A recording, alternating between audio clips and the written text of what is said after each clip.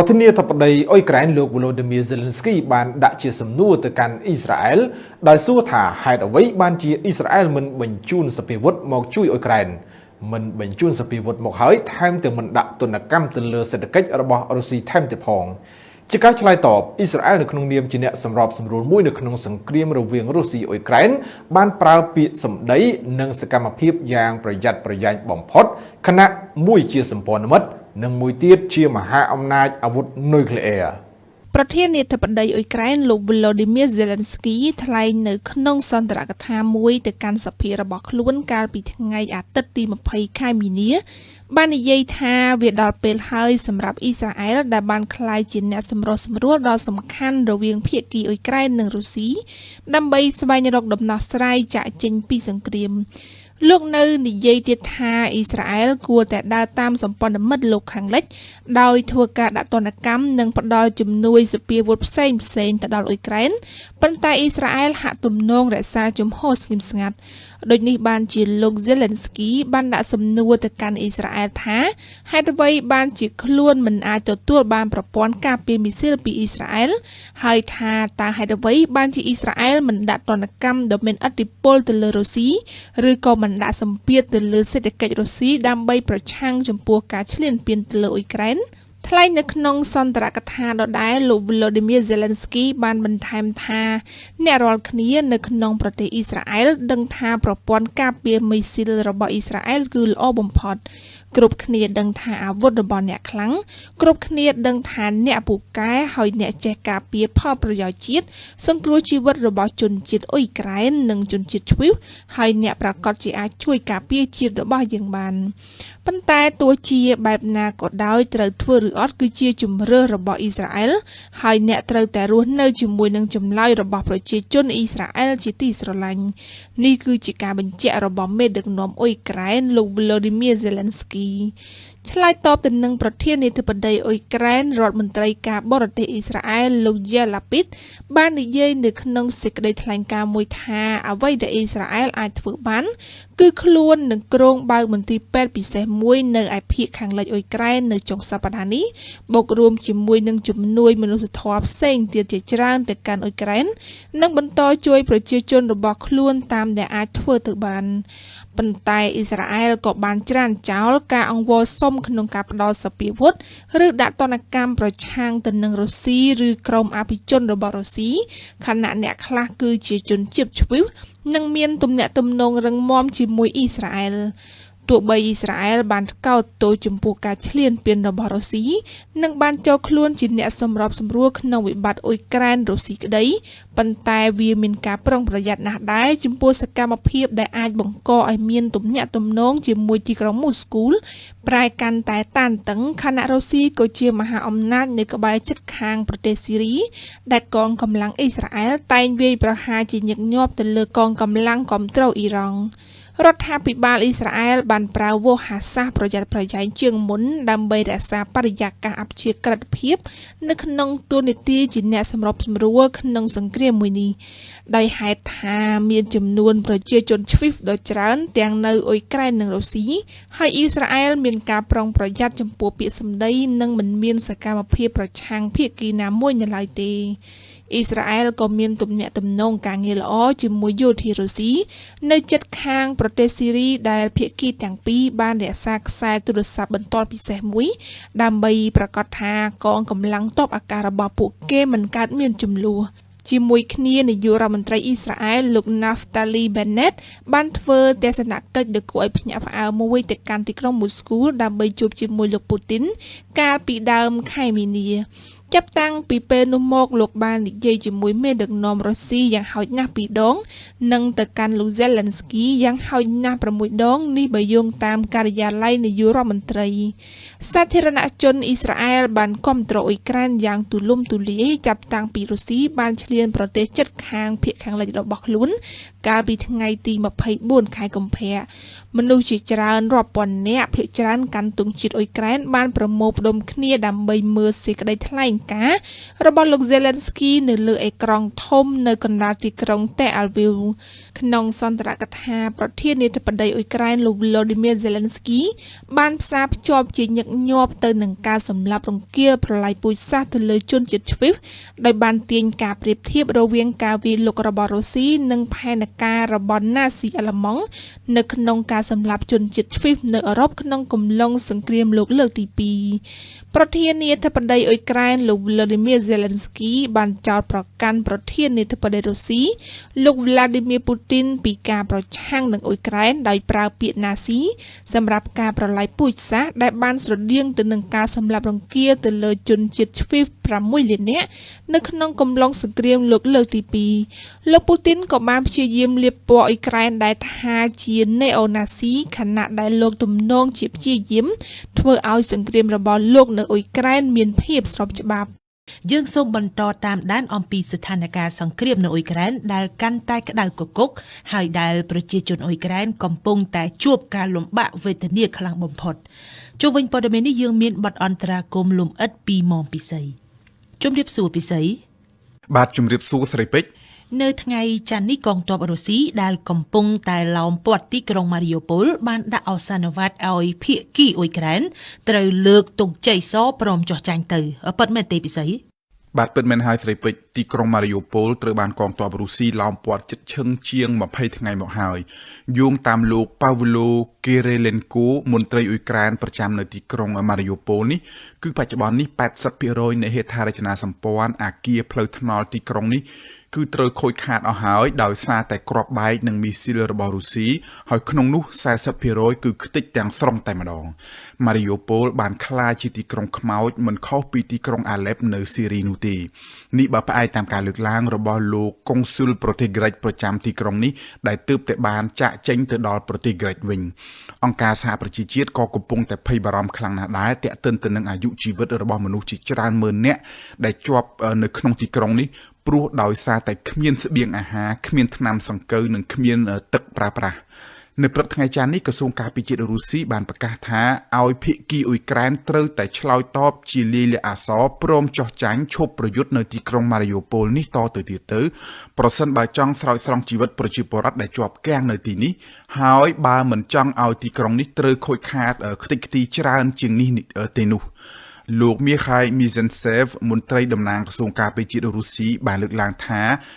រុស្ស៊ីសូមឲ្យភាគីអ៊ុយក្រែនពិចារណាថ្លឹងថ្លែងកុំនៅរឹងរូសខ្លាំងពេកមន្ត្រីរុស្ស៊ីរូបនេះបានអះអាងទៀតថារុស្ស៊ីបានយល់ព្រមហើយក្នុងការបើកច្រកមនុស្សធម៌ចាប់ពីថ្ងៃទី21មីនានេះតទៅដើម្បីឲ្យប្រជាជនស៊ីវិលដែលនៅទីក្រុងម៉ារីយ៉ូប៉ូលនេះអាចចាក់ចេញទៅខាងកើតខាងដែនដីរុស្ស៊ីឬក៏ចាក់ចេញទៅទិសខាងលិចខាងដែនដីអ៊ុយក្រែនក៏បានតែភាគីអ៊ុយក្រែនមិនអាចទទួលយកបានទេនៅអសានវត្តដាក់ឲ្យកងទ័ពរុស្ស៊ីនេះបាទជាការពិតណាស់ស្រីពេជ្រភ្លាមក្រោយរុស្ស៊ីប្រកាសនេះលោកស្រីអ៊ីរីណាវេរិឈូកឧបនាយករដ្ឋមន្ត្រីអ៊ុយក្រែនបាននិយាយនៅក្នុងកាសែត Ukrainskaya Pravda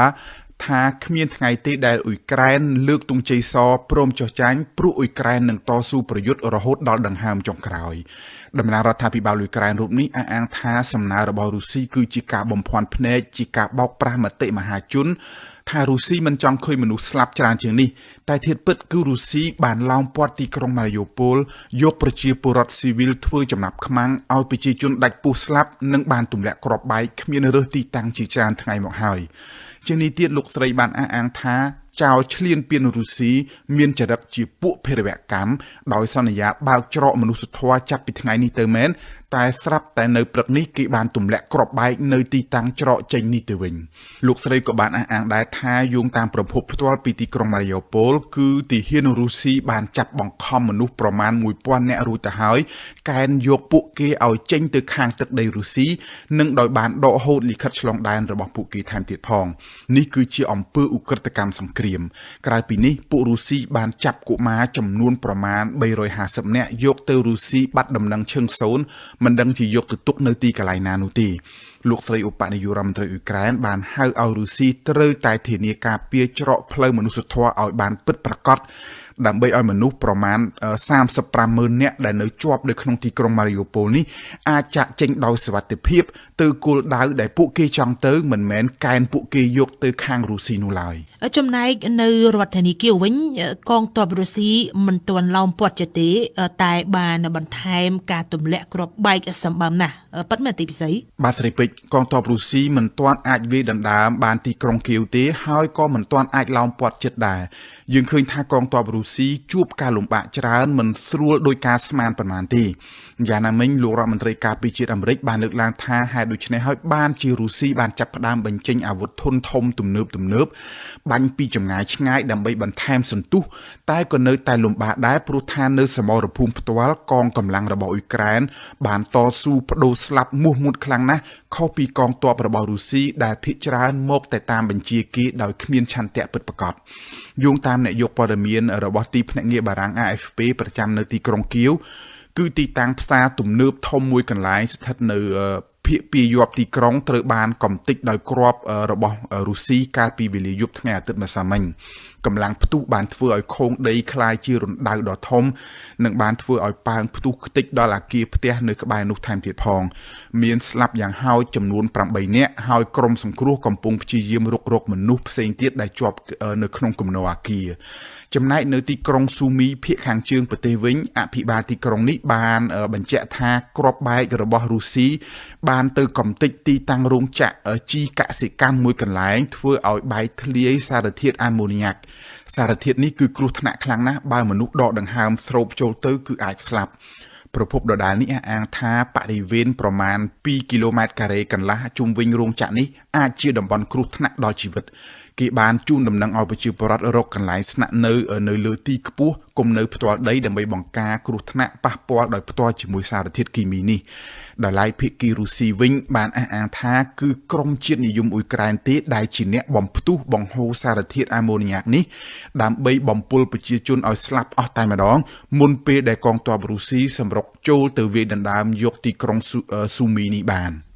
ងាកមកផ្នែកមធ្យោបាយការទូតវិញយើងឃើញថាលោកប្រធានាធិបតីអ៊ុយក្រែនបានប្រកាសកាលពីថ្ងៃម្សិលមិញនេះថាលោកបានត្រៀមចិត្តត្រៀមកាយរួចទៅហើយដើម្បីជួបចរចាជាមួយលោកពូទីន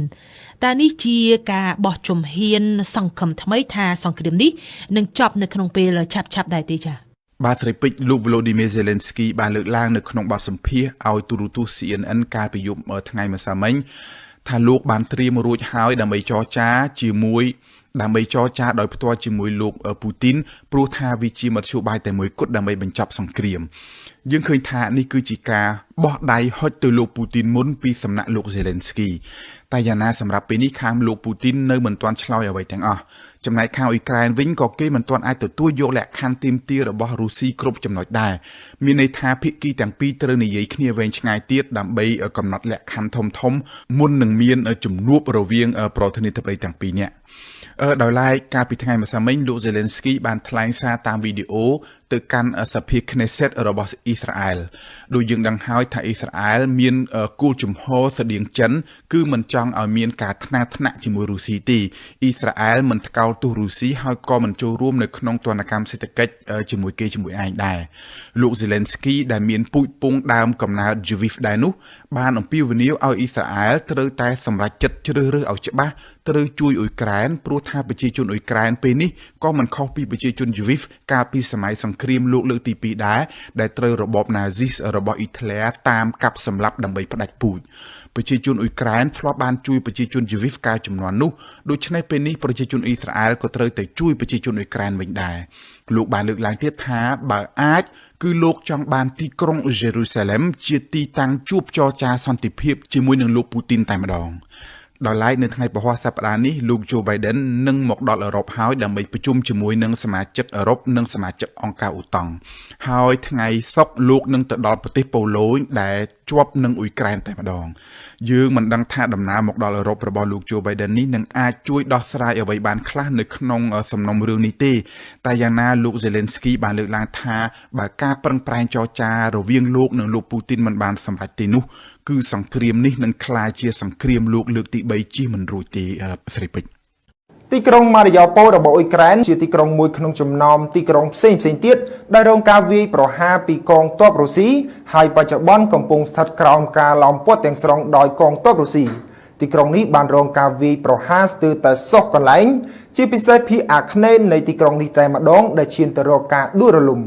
តើអ្នកស្រុកនៅក្នុងទីក្រុងដែលកំពុងហែកហួរដោយសង្គ្រាមមួយនេះកំពុងរស់នៅយ៉ាងលំបាកដូចម្ដេចខ្លះហើយទីក្រុងនេះមានសារៈសំខាន់បែបណានោះទើបបានជារុស្ស៊ីប៉ុនប៉ងចង់បានតាំងពី8ឆ្នាំមុនមកម្លេះកាលពីថ្ងៃសៅរ៍សង្កេតឃើញថាស្ថានភាពវិវត្តនៃសង្គ្រាមនៅអ៊ុយក្រែនក្រៅពីក្រុងម៉ារីយ៉ូប៉ូលគឺនៅកន្លែងផ្សេងទៀតក្នុងប្រទេសអ៊ុយក្រែនកងកម្លាំងរុស្ស៊ីបានផ្អាកការវាយលុកដោយបានចំណាយពេលភាគច្រើននៅថ្ងៃសៅរ៍នោះដើម្បីបំពេញការផ្គត់ផ្គង់និងជួសជុលឧបករណ៍ដែលខូចខាតនេះបើតាមយោធាអ៊ុយក្រែនបាននិយាយកងទ័ពរុស្ស៊ីបានបរាជ័យនៅក្នុងការក្តោបក្តាប់យកដែនអាកាសអ៊ុយក្រែនដើម្បីវាយប្រហារពីលើអាកាសយ៉ាងពេញលេញ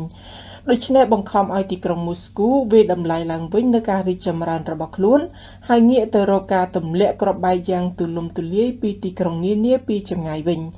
រុស្ស៊ីកំពុងផ្លាស់ប្តូរការផ្ដោតអារម្មណ៍ពីការព្យាយាមផ្លាស់ទីយានជំនិះនិងរថក្រោះរថពាដែកនៅលើដីមកជាការបាញ់ផ្លោងនិងវាយប្រហារតាមអាកាសនៅតាមគោលដៅនៅក្នុងទីក្រុងនានា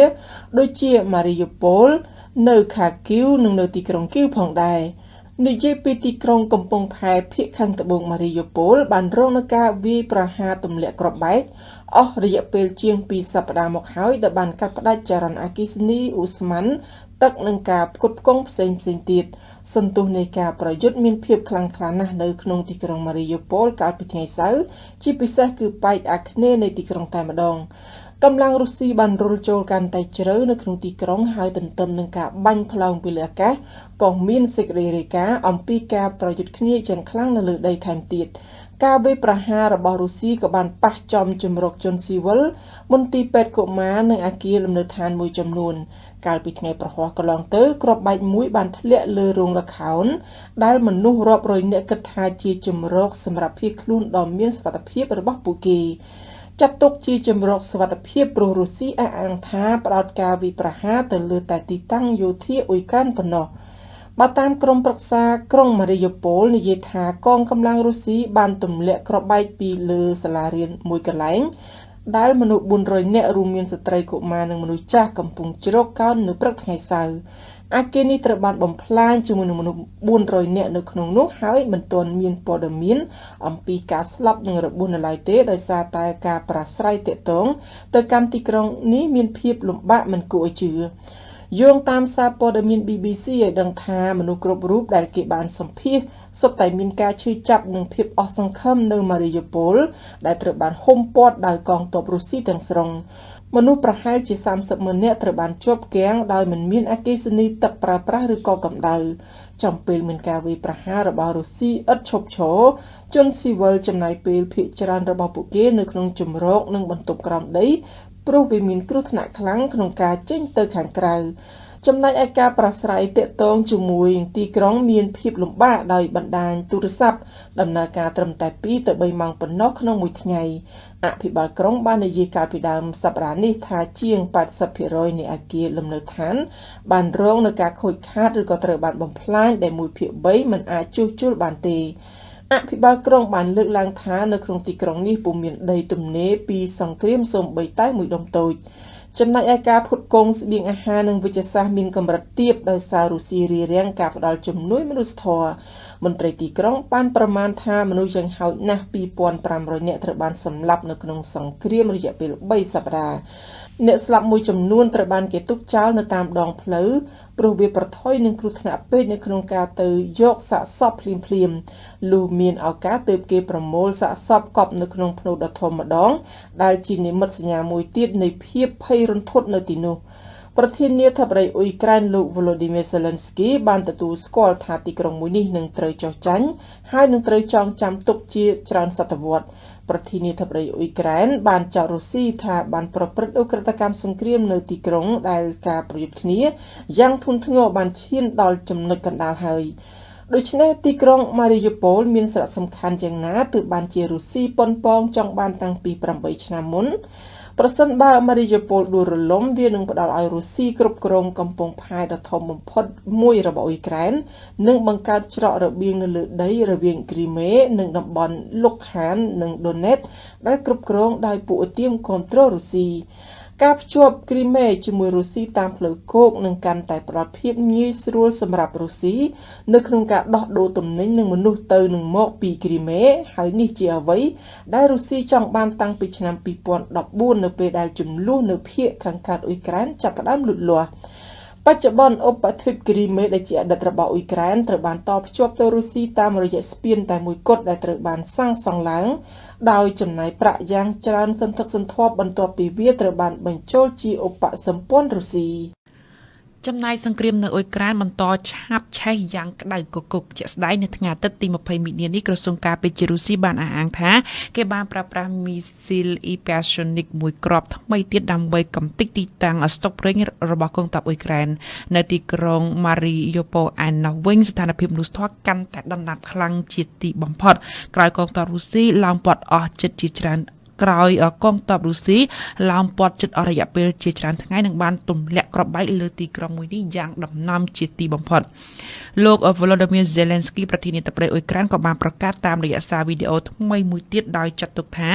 ការឡោមព័ទ្ធរបស់កងទ័ពរុស្ស៊ីនៅទីក្រុង Mariupol គឺជាអំពើដ៏សាហាវយង់ឃ្នងដែលប្រវត្តិសាស្ត្រពិភពលោកនឹងចងចាំរាប់ទសវត្សរ៍ទៅមុខទៀតបន្តិចទៀតយើងនឹងត្រឡប់មកនិយាយលម្អិតពីស្ថានភាពពីស្ថានភាពសង្គ្រាមអ៊ុយក្រែននេះនាពេលបន្តិចទៀតដោយមានកិច្ចអន្តរាគមន៍របស់មុំពិសីជំរាបសួរពិសីបាទជំរាបសួរកំហុងពិសីនៅថ្ងៃអាទិត្យនេះក្រសួងការពារជាតិរុស្ស៊ីបានអះអាងថាគេបានប្រើប្រាស់មីស៊ីលអ៊ីប៉ាសូនិកមួយគ្រាប់ទៀតហើយបាទកំហុងជាការពិតមែនយោងតាមលិខិតប្រកាសរបស់ក្រសួងការពារជាតិរុស្ស៊ីគឺកងទ័ពរុស្ស៊ីបានបាញ់មីស៊ីល Crozier Calibre បាញ់ចេញពីសមុទ្រ Caspian និងមីស៊ីល Hypersonic Kinjal មួយគ្រាប់ទៀតបាញ់ចេញពីមូលដ្ឋានទ័ពអាកាសនៅតំបន់គ្រីមេប្រភពដដាលនេះអះអាងថាមីស៊ីលទាំងនេះបានទៅកំទេចទីតាំងស្តុកប្រេងមួយកន្លែងរបស់កងទ័ពអ៊ុយក្រែនដែលស្ថិតនៅតំបន់ Mykolaivភាគខាងត្បូងអ៊ុយក្រែនក្រសួងការពារជាតិរុស្ស៊ីអះអាងថាទីតាំងទាំងនេះគឺជាទីតាំងស្តុកប្រេងសម្រាប់ប្រើប្រាស់លើរថក្រោះនិងរថពាដែករបស់អ៊ុយក្រែនដោយឡែកបន្ថែមពីនេះនៅថ្ងៃអាទិត្យដែរក្រសួងការពារជាតិរុស្ស៊ីក៏បានអះអាងដែរថាគេបានប្រើមីស៊ីលទំនើបបំផុតដោយមិនបានបញ្ជាក់ថាប្រភេទអ្វីទេបាញ់ទៅលើទីតាំងបន្ទាយវឹកហាត់របស់កងទ័ពអ៊ុយក្រែនស្ថិតនៅចម្ងាយប្រមាណ150គីឡូម៉ែត្រខាងលិចទីក្រុងគៀវខាងរុស្ស៊ីអះអាងថាយ៉ាងហោចណាស់សមាជិកកងកម្លាំងអ៊ុយក្រែនព្រមទាំងកងកម្លាំងបរទេសដែលនៅទីនោះជាង100នាក់ត្រូវបានសម្លាប់តែយ៉ាងណាសម្រាប់ពេលនេះគឺពុំទាន់មានប្រភពឯករាជ្យណាអាចមកផ្ទៀងផ្ទាត់ដំណឹងនេះបានទេកំហុងពិសេសអញ្ចឹងមានន័យថាចាប់ពីពេលនេះតទៅរុស្ស៊ីនឹងបញ្ចេញអាវុធធំធំដើម្បីកំទេចអ៊ុយក្រែនហើយមែនទេបាទកំហុងយោងតាមដំណឹងទាំងនេះគឺមានន័យថាវាជាលើកទី2ហើយដែលរុស្ស៊ីបានប្រើប្រាស់មីស៊ីលអ៊ីប៉ាសូនិកដែលអាចបាញ់ចេញពីទីកន្លែងឆ្ងាយក្នុងលបឿនយ៉ាងលឿន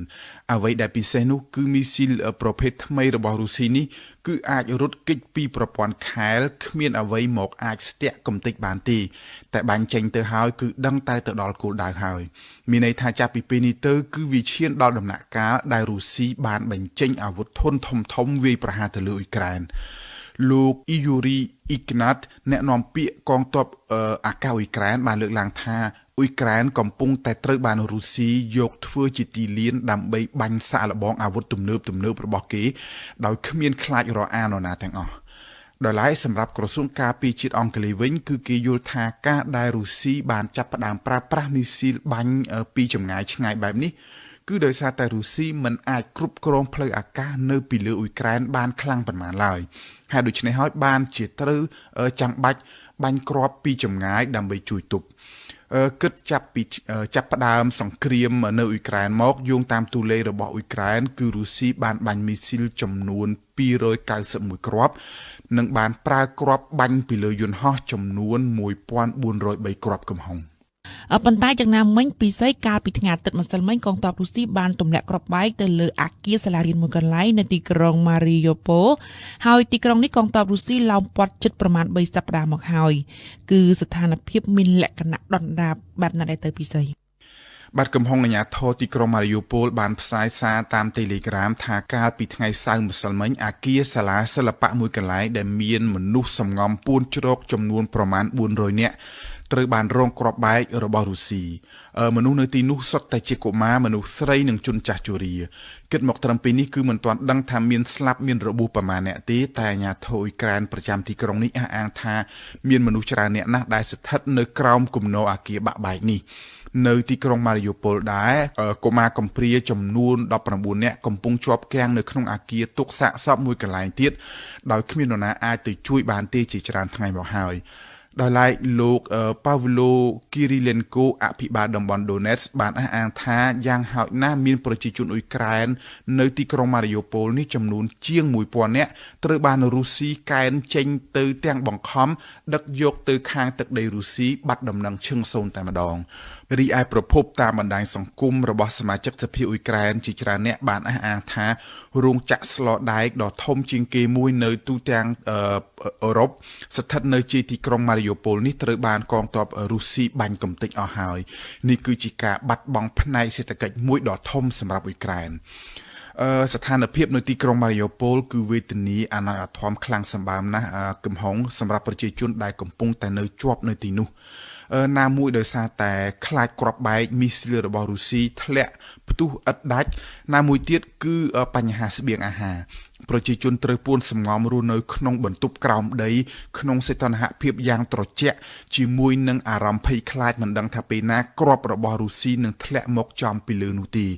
សាក្សីខ្លះទៀតអះអាងថាសាកសពមនុស្សដេកស្លាប់រាយប៉ាយមិនទាន់ប្រមូលអស់ផងស្រាប់តែគ្រាប់បែករុស្ស៊ីក៏ធ្លាក់ផ្ទុះមកបន្ថែមទៀតគិតមកទល់ពេលនេះនៅទីក្រុងម៉ារីយូប៉ូលមានស្លាប់មនុស្សចំនួន 2100 នាក់ហើយកំហុងលោកប្រធានាធិបតីអ៊ុយក្រែន Volodymyr Zelensky បានបង្ហោះសារវីដេអូថ្មីមួយទៀតដោយបានហៅការឡោមព័ទ្ធទីក្រុងម៉ារីយូប៉ូលរបស់កងទ័ពរុស្ស៊ីនេះថាជាអំពើដ៏ព្រៃផ្សៃគ្មានធម៌មេត្តាទេលោកបានលើកឡើងថាប្រវត្តិសាស្ត្រពិភពលោកនឹងចងចាំហេតុការណ៍នេះរាប់សតវត្សទៅមុខព្រោះវាជាអំពើឧក្រិដ្ឋកម្មសង្គ្រាមដែលរុស្ស៊ីបានធ្វើមកលើប្រជាជនអ៊ុយក្រែនតែយ៉ាងណាលោកក៏បានអះអាងដែរថាទោះជាមានការលំបាកយ៉ាងណាក៏ដោយក៏លោកនៅតែមិនបិទផ្លូវចរចាជាមួយរុស្ស៊ីដែរពិសេសជាសំណួរចុងក្រោយតេតិនទៅនឹងការចរចានេះមានពន្លឺសង្ឃឹមអ្វីខ្លះទេចា៎បាទកំហុងគិតមកទល់ពេលនេះការបោះជំហានទៅមុខនៅក្នុងការចរចានេះគឺមានតិចតួចបំផុតកាលពីសប្តាហ៍កន្លងទៅភាគីទាំងសងខាងបានលើកឡើងពីចំណុចសុទិដ្ឋិនិយមខ្លះៗតែក្រោយមកក៏បានចោទគ្នាទៅវិញទៅមកថាបានធ្វើឲ្យការចរចាត្រូវរអាក់រអួលយឺតយ៉ាវទីភ្នាក់ងារព័ត៌មានអង្គការ Fox ទើបតែបានចុះផ្សាយថ្មីនេះដែលបានស្រង់សម្ដីរបស់លោក Sergei Lavrov រដ្ឋមន្ត្រីការបរទេសរុស្ស៊ីដែលបានលើកឡើងថាកម្មវត្ថុដែលរុស្ស៊ីចង់បានគឺចង់ឲ្យអ៊ុយក្រែនចុះហត្ថលេខាជាលាយលក្ខណ៍អក្សរនៅលើកិច្ចព្រមព្រៀងរួមស្ដីពីសន្តិសុខដោយក្នុងនោះត្រូវរាប់បញ្ចូលចំណុចដែលអ៊ុយក្រែនបញ្ជាក់ថាអ៊ុយក្រែននឹងនៅតែជាប្រទេសអព្យាក្រឹតជានិច្ចក៏ប៉ុន្តែមិនប្រកាសថាលក្ខខណ្ឌទាមទារនេះត្រូវភាគីអ៊ុយក្រែនអាចទទួលយកបានឡើយកំហុងទន្ទឹមគ្នានេះលោកប្រធានាធិបតីអ៊ុយក្រែន Volodymyr Zelensky ឯនោះវិញបានព្យាយាមអំពាវនាវខ្លាំងសម្បើមណាស់នៅតាមប្រទេសប្រជាធិបតេយ្យធំៗ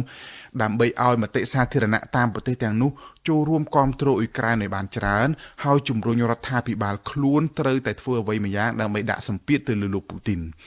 លោក Volodymyr Zelensky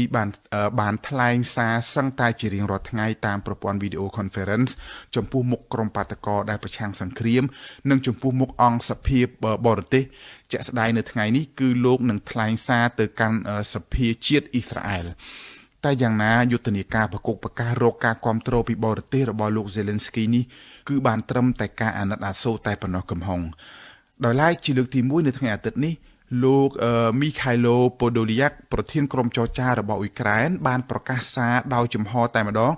ដោយអំពាវនាវឲ្យចិនត្រូវតែចូលរួមជួយអ៊ុយក្រែនផងដែរលោកបានលើកឡើងថាចិនអាចជាធាតុមួយដ៏សំខាន់នៅក្នុងប្រព័ន្ធសន្តិសុខពិភពលោកប្រសិនបើចិនសម្រេចចិត្តជ្រើសរើសត្រឹមត្រូវជួយក្រុមប្រទេសដែលរីកចម្រើនមានអរិយធម៌